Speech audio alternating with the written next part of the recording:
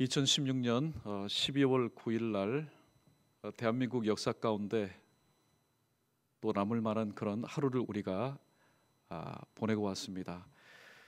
오늘도 이 되어진 일로 인해서 낙심하지 않고 오직 주님께만 말씀 안에서 답을 찾기 위해서 이 자리에 나오신 여러분을 주님의 이름으로 환영하고 축복합니다. 우리만큼은 좀 어깨를 펴고 서로를 향해서 샬롬으로 소망 중에 서로 축복하면서 열린 마음으로 하나님의 말씀을 들었으면 좋겠습니다. 우리 서로를 향해서 샬롬으로 우리 크게 한번 축복하겠습니다. 샬롬. 네.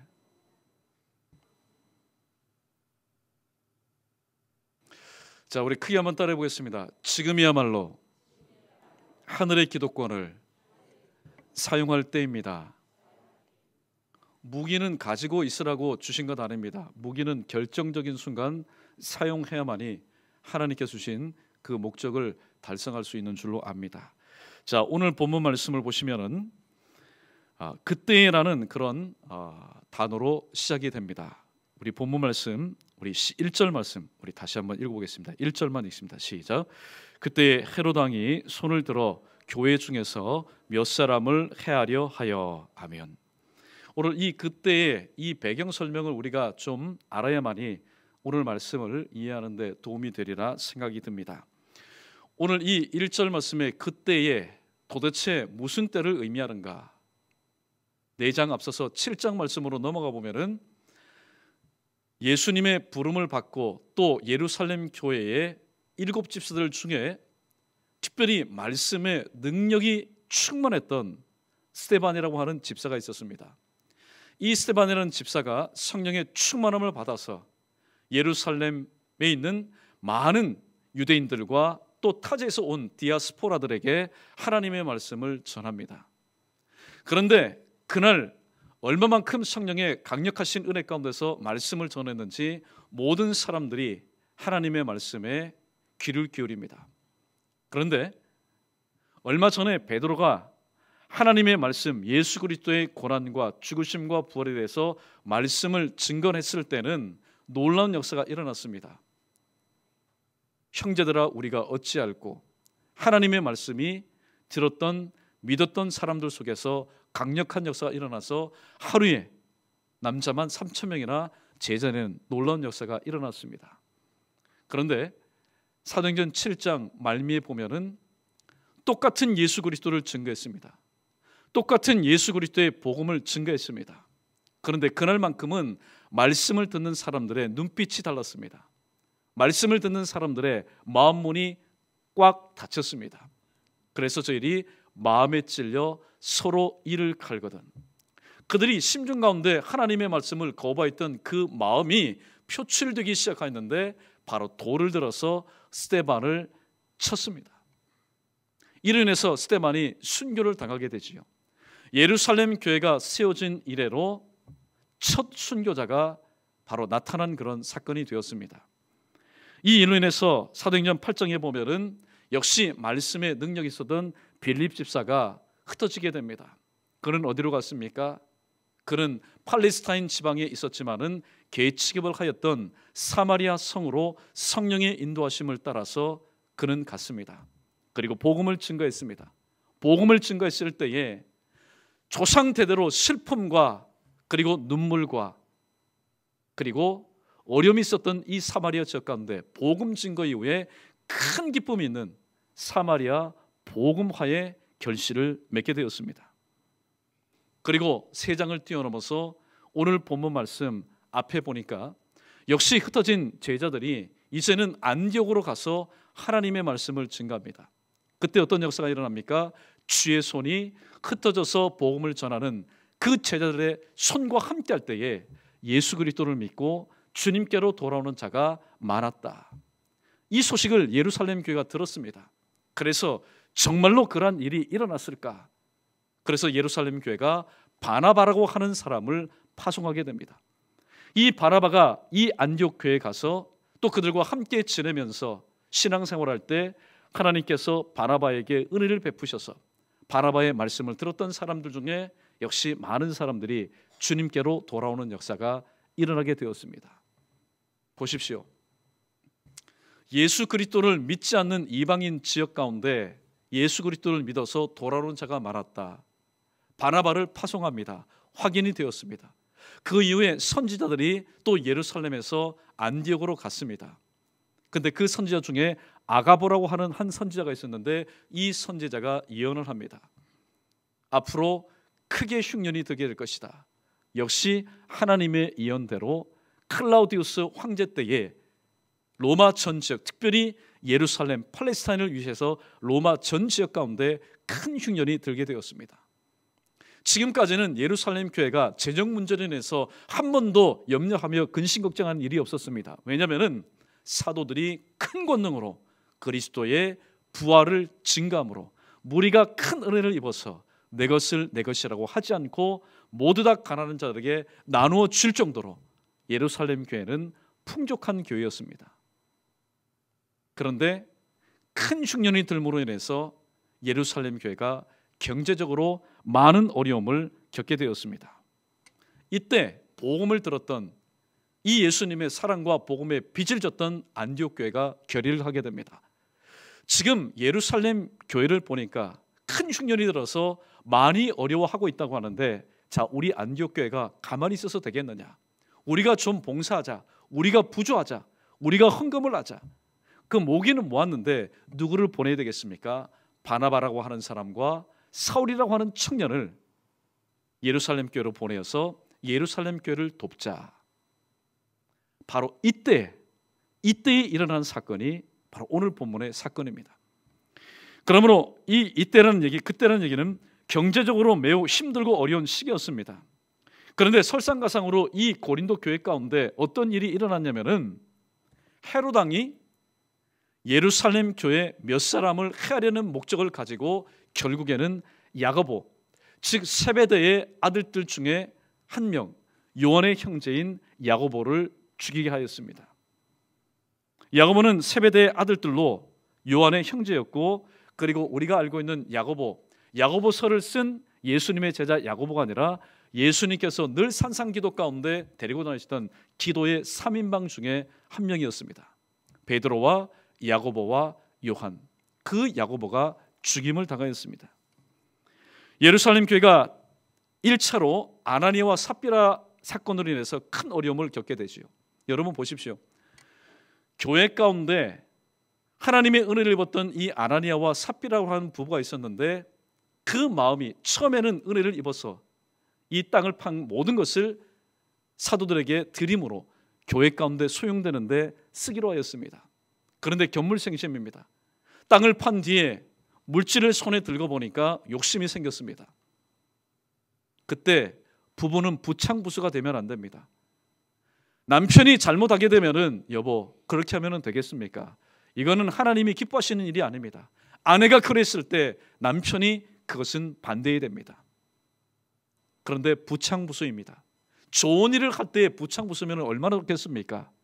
그러나 하나님을 속이는 일에 부창부수가 되어서 먼저 아나니아가 베드로 앞에서 성령을 속인 죄로 죽임을 당하게 됩니다. 그 다음에 삽비라에게 기회를 줍니다. 정말로 다 바쳤느냐? 그때 깨닫고 내가 하나님 앞에 잘못했습니다. 회개하였으면 삽비라는 살았을지 모르겠는데 삽비라 역시 다 드렸습니다. 성령을 속인 죄로 예루살렘 교회, 평안하고 잘 나가고 또 사랑이 넘쳤던 이 예루살렘 교회 가운데 한 부부가 동시에 한날의 죽음으로 인해서 큰 어려움을 겪게 되었습니다. 그러나 예루살렘 교회는 역시 교회는 하나님이 질서를 세우시고 하나님이 함께 하신다는 그런 사실을 깨달았기 때문에 두려움 중에 더 이상 물질 문제로 인해서 시험에 들거나 실족하는 사람이 없었습니다. 1차로 아나니아와 삽비라 사건으로 인해서 큰 고비를 넘기게 됩니다. 2차로 스데반의 죽음으로 인해서 큰 환난을 겪게 되었습니다. 그러던 중에 전화위복입니다. 흩어지지 않았다면은 사마리아도 안디옥도 그 외의 지역도 복음화가 늦춰졌을 텐데 오히려 이 환난으로 인해서 복음화가 되는 결실을 맺던 중에 큰 흉년이라는 경제적인 또한 어려움을 겪게 되었습니다. 그런데 예루살렘 교회는 이중교를 겪게 됩니다. 경제적으로 어려워서 먹고 살기 힘든 그런 와중 가운데 교회의 지도자 2명 가운데 큰 어려움을 당하게 됩니다. 야고보는 죽임을 당하게 되었습니다. 타겟이 되어서 죽임을 당하게 되었고, 이에 연고로 인해서 또 베드로마저 감옥에 추옥되는, 말 그대로 교회가 겪을 수 있는 모든 고난을 지금 겪고 있습니다. 이때 예루살렘 교회가 어떻게 대처했는지 서두에 말씀드렸지만은, 오늘 이 말씀, 교회라면은 교회가 어려움을 직면했을 때 어떻게 대처했는지를 살펴보고, 오늘 국가적으로 또 여러분 가정 가운데, 여러분의 삶 가운데 여러분이 감당하지 못했던 모든 것들 기도 제목 삼고 나오지 않았습니까? 우리의 삶의 현장에 한번 적용해 보고, 또 하나님께서 과연 내가 그렇게 할 때 나의 삶 가운데 함께 하셨음을 또 체험하면서 또 기도에 불을 붙일 수 있는 저와 여러분, 우리 모두 되기를 주님의 이름으로 간절히 축원합니다. 오늘 본문의 내용입니다. 예루살렘은 지금 고난 중에 있습니다. 두 지도자에게 임한 이 고난은 사실 이 예루살렘 평신도들이 감당하기에는 너무나 어려운 그런 일들이었습니다. 그런데 오늘 본문 말씀을 자세히 보시면은 이 예루살렘 교회가 인위적인 방법을 전혀 사용하지 않았다는 사실입니다. 예루살렘 교회는 그저 믿음만 가지고 있었던 사람들만 있었던 것 아닙니다. 누가복음 8장 3절 말씀에 보면은 예수님 살아 생전에 예수님을 쫓았던 여지대들 중에 세상에 기득권을 가지고 있었던 사람들이 있었습니다. 헤롯의 청지기 구사의 아내 요한나, 분명히 그녀도 지금 살아서 예루살렘 교회의 한 멤버가 되었을 겁니다. 죽은 사람 어떻게 합니까? 죽은 사람은 할 수 없지만은 지금 감옥에 추옥된 이 베드로만큼은 헤롯의 청지기 이 구사의 아내인 요한나가 사람을 쓰고 또 돈을 쓰게 되면은 충분히 감옥에서 빼내올 수 있었을 겁니다.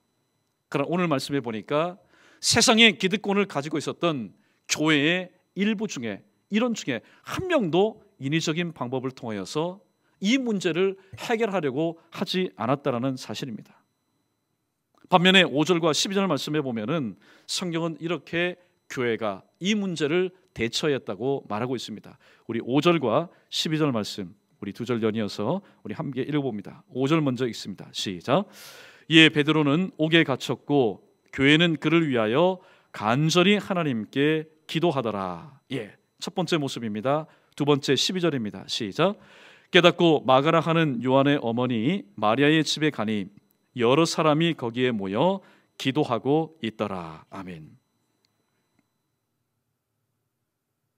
오늘 예루살렘 교회는 그들 멤버 중에 충분히 세상의 기득권을 사용해서 이 문제를 풀 수 있는 세상의 권세와 권력을 가진 그런 사람도 분명히 있었습니다.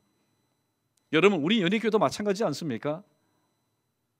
믿음 생활하지만은 충분히 사회 가운데서 싸우는 업적과 혹은 사회적인 지위와 그동안에 맺어놓은 여러 가지 관계를 통해서 문제를 해결할 수 있는 능력자들 혹은 권세자들도 분명히 우리 연희교회 가운데 있습니다.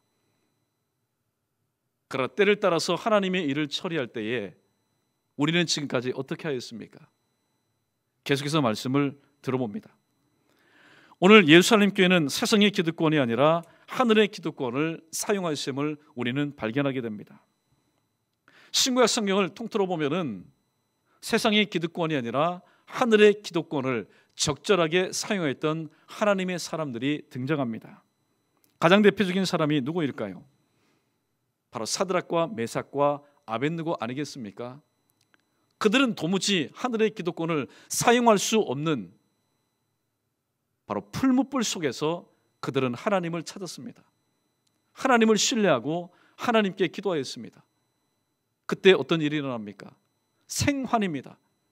머리카락 하나 타지 않고 옷 하나 그슬리지 않은 들어간 모습 그대로 다시 살아온 놀라운 역사를 체험하게 되었습니다.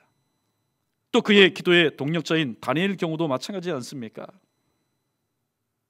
이 다니엘은 얼마나 완벽하였던지 자기의 맡은 일에 대해서는 고소할 틈도 아무런 흠도 찾아볼 수 없는 사람이었습니다. 이것이 시기의 대상, 이것이 미움의 대상이 되어서 정족들에 의해서 발목을 잡히게 되었습니다. 30일 동안 왕이 세운 금신상 외에 다른 신들에게 절하는 자는 사자굴 속에 쳐넣으십시오. 왕의 인장을 찍었습니다. 왕도 스스로 그 법을 변개할 수가 없습니다. 딱 걸려들었습니다. 어떻게 됩니까? 사자굴 속에 떨어졌습니다. 다니엘이 할 수 있던 것은 평상시에 평안하거나 힘들거나 어려운 일이 있을 때마다 하나님 앞에 기도했던 하늘의 기도권을 가지고 사자굴 속에서 또 하나님 앞에 부르짖고 하나님을 의지하고 하나님을 찾았습니다. 다니엘이 사자굴 속에 떨어졌다는 소식을 듣고 정적들 밤새도록 먹고 마셨을 겁니다. 잘했네. 자네가 낸 그 아이디어 기가 막히게 먹혀 들어갔네. 여러분 부어라 마셔라 그렇게 축배를 들을지 않았겠습니까? 그러나 다니엘은 조용히 내가 지금 왕 옆에서 왕을 보자는 것도 하나님의 은혜요.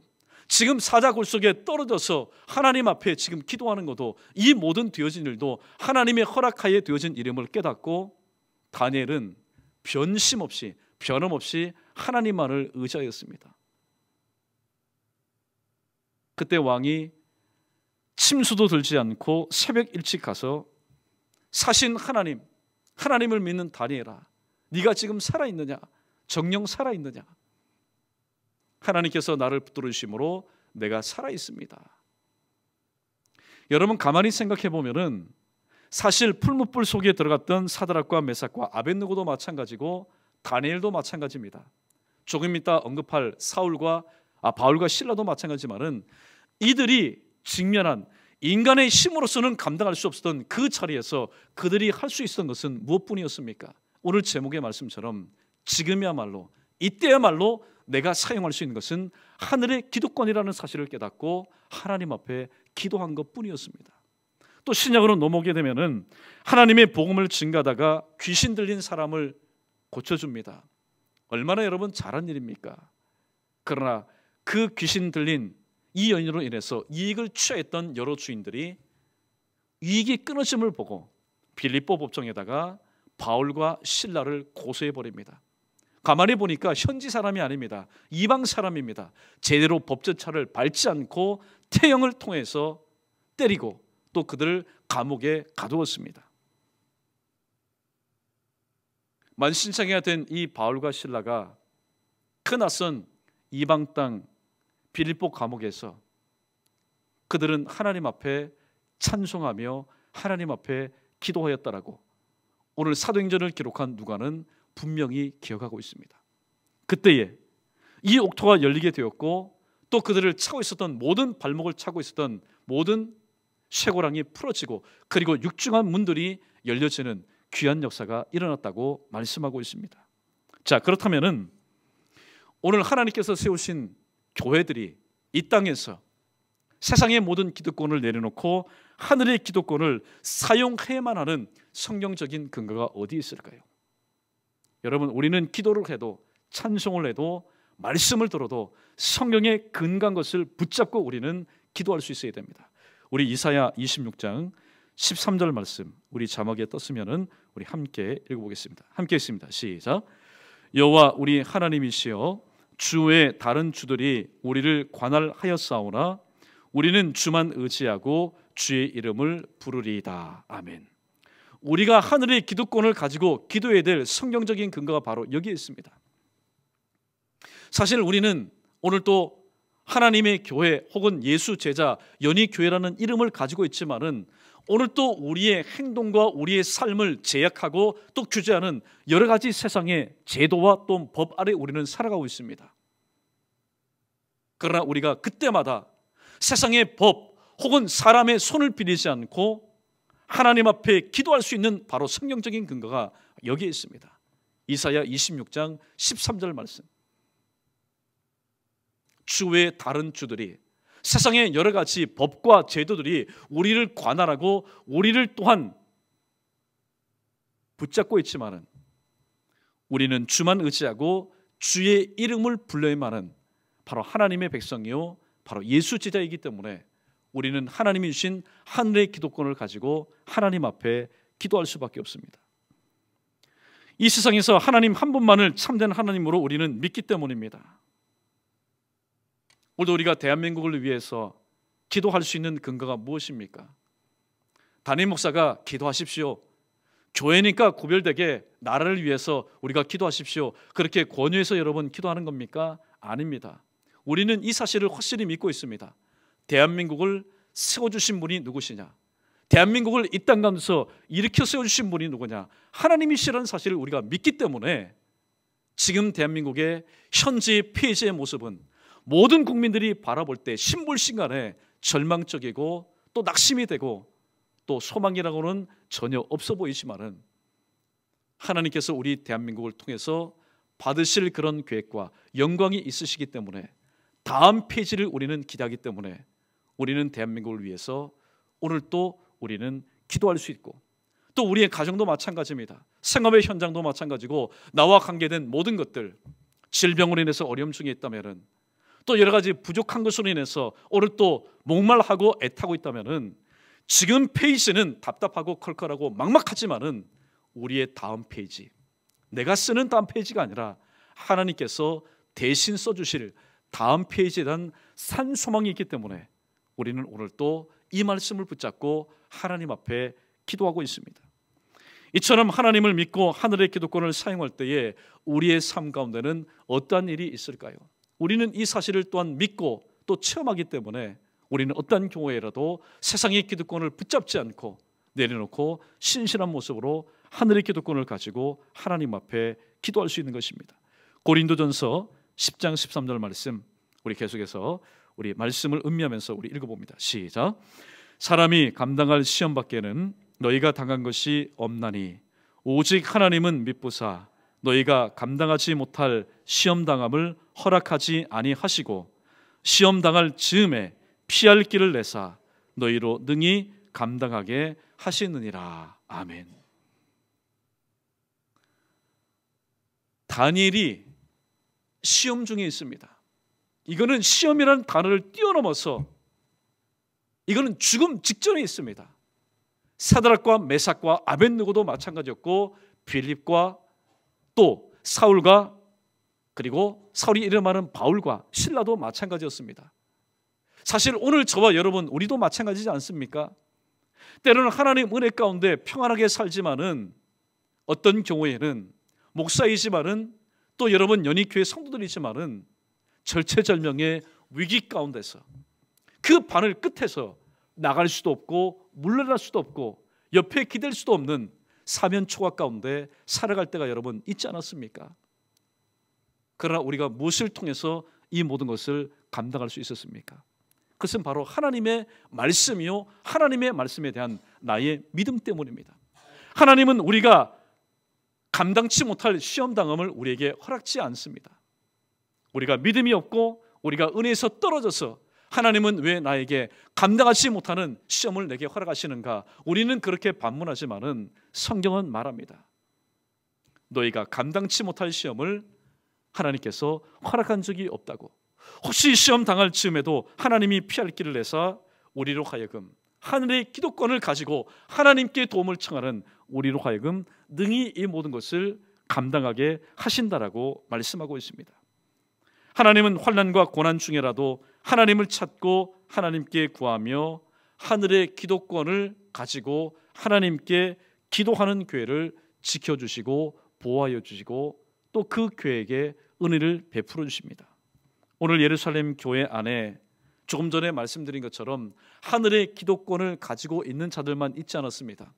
그들 중에는 현직 헤롯의 청지기 구사의 아내, 가만히 보면은 남편들은 참 아내의 말을 잘 듣습니다. 여보, 지금 예루살렘 교회에 베드로 선생님이 지금 투옥을 당했는데 당신이 한번 힘을 한번 써봐라. 당신이 한번 힘을 써봐라. 그래서 충분히 그런 사람의 루트를 통해서 감옥에 투옥된 베드로를 빼내올 수도 있었지만은 예루살렘 교회는 그런 방법을 사용하지 않았습니다.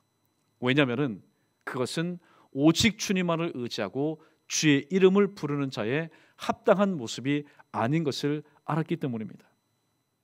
예루살렘 교회는 충분히 세상의 기득권을 사용할 수도 있었지만은 이 모든 것을 사용하지 않고 오직 하나님 앞에 기도하는 하늘의 기득권을 가지고 이 난관을 극복하였습니다. 오늘 이 대한민국을 한번 보십시오. 또 저와 여러분 우리 주변의 모습을 한번 보십시오. 사실 우리가 손을 통해서, 우리의 발품을 통해서, 우리의 머리를 통해서, 경험을 통해서, 노하우를 통해서 해결할 수 있는 문제, 여러분 과연 몇이나 있습니까? 할 수 있는 것도 있겠지요. 그러나 대부분은 이미 우리의 손을 떠난, 우리의 능력을 떠난 능력 밖의 일들이 오늘 또 산적해 있고 대내외적으로 쌓여만 가고 있습니다. 이러한 현실의 작금을 보면서 한국 교회가, 하나님 세우신 몸된 교회, 바로 우리들이 할 수 있는 것은 무엇이겠습니까? 오늘 성경에서 주님은 이렇게 말씀합니다.